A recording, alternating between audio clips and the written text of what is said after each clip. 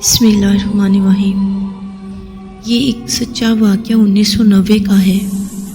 بند road Lahore بکر منڈی اور Shizan factory کے درمیان ہی ایک 10 مرلے کا گھر تھا۔ جائیداد کے تنازع کی وجہ سے وہ گھر بڑے لمبے عرصے سے ویران پڑا تھا۔ کوئی تقریباً 12 سال بعد اس گھر کا تنازع ختم ہوا تو مالکان نے اس گھر کو گرا کر نیا گھر تعمیر کرنے اور آگے 2 دکانیں تعمیر کرنے کا پلان کیا۔ اس مقصد کے لیے ایک بلڈر سے ٹھیکہ ہو گیا۔ وہ بلڈر اپنی ٹیم لے کر آ گیا۔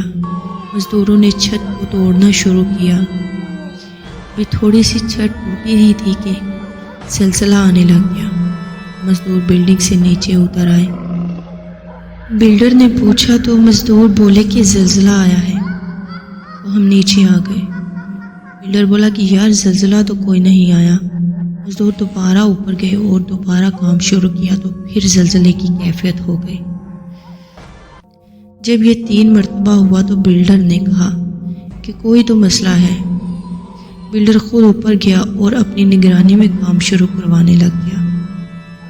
چند منٹ گزرے ہی تھے کہ اس کے پیٹ میں بہت تیز مروڑ اٹھا۔ وہ جلدی سے نیچے آیا۔ تیزی کی وجہ سے اس کا پاؤں پھسلا اور وہ نیچے گر گیا۔ سب کو بلڈر کی پڑ گئی۔ بلڈر کو ہسپتال لایا گیا۔ اگلے دن پھر مزدور گئے لیکن کام نہ ہو سکا۔ ویسا ہی زلزلہ اور ویسے ہی کیفیت ہو جاتی تھی۔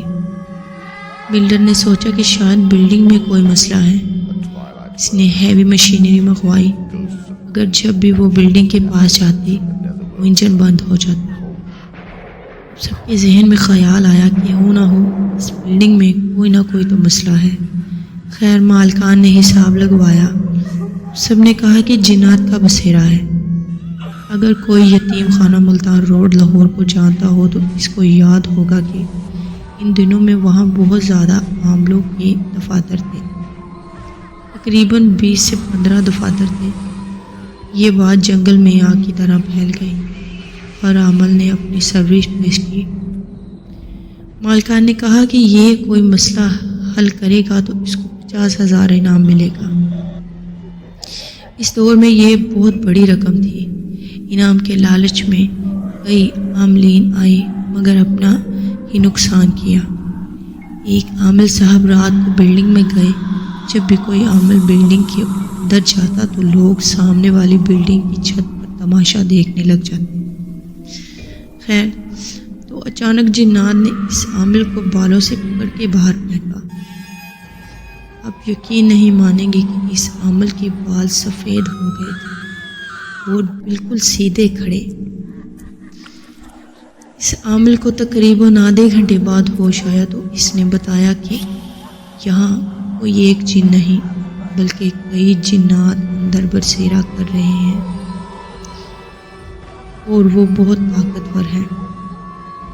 خیر وہاں بڑے بڑے عاملین آئے مگر بسود آخرکار دیوانہ بند تھے۔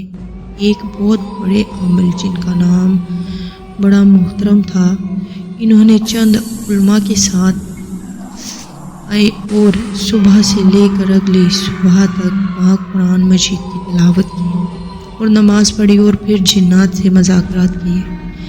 جس دن یہ عمل ہوا اس رات اس بلڈنگ سے لال شعاعیں نکلتی رہیں۔ بہرحال جنات نے ان سے وعدہ کیا کہ ہم 1 ہفتے تک یہاں چلے جائیں گے کیونکہ ہمارا کافی بڑا خاندان یہاں بسا ہوا ہے۔ جنات نے وعدہ سچ کر دکھایا۔